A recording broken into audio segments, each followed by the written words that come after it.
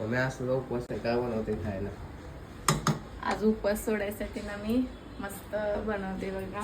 इथं डाळ खिचडी ठेवले मी, तर डाळ खिचडी बनवत आहे. आणि अळूच्या वड्या ज्या आम्हाला सगळ्यांनाच जास्त आवडतात. तर इथं अळूची पानं मी स्वच्छ धुवून घेतलेली आहेत. आणि हे चिंचचं पाणी, हे चिंच ना मी गावी गेलते ना तेव्हा घेऊन आलेले गावातून. आणि हे गूळ आहे, थोडंसं आंबट गोड होतात ना, छान लागतात अळूच्या वड्या. हे वाटून घेतले, हिरवी मिरची, जिरे, कोथिंबीर, ते सगळा मसाला, लसूण वगैरे घालून, जिरे, तीळ आहे, तीळ घालायचे. तिळामुळे ना एकदम क्रिस्पी लागतात अळूच्या वड्या. तर मेथीची भाजी निवडून स्वच्छ धुवून घेतलेली आहे. मेथीची भाजी, डाळ खिचडी, अळू वडी आणि ज्वारीची भाकरी असं असणार आहे आजचा मेनू. मस्त आज जेवण बनवणार आहे उपवास सोडण्यासाठी एकदम. तर हे बघा मस्त अशी झाली डाळ खिचडी.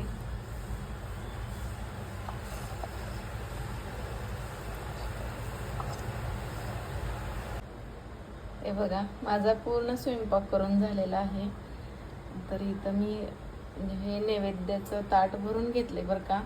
त्याच्यामध्ये ज्वारीची भाकरी, केळी, अळूची वडी, ही डाळ खिचडी आहे, मेथीची भाजी आणि गोड काहीच नाही म्हणून हा गुळाचा खडा ठेवलेला आहे. तांब्या भरून घेतलेला आहे.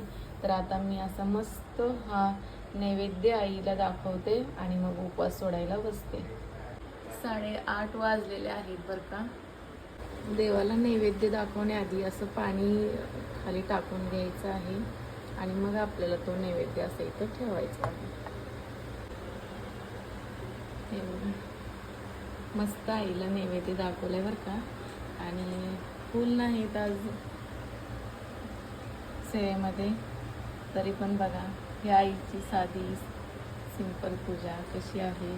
खूप प्रसन्न वाटत आहे बरं का, छान वाटत आहे. आई याचा स्वीकार करते.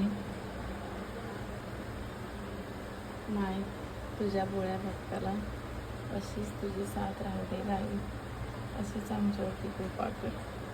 बघा दिव्याची जी ज्योत आहे कशी फुललेली. चला आईला नैवेद्य दाखवून झाला आहे, तर मी पण उपवास सोडायला घेते.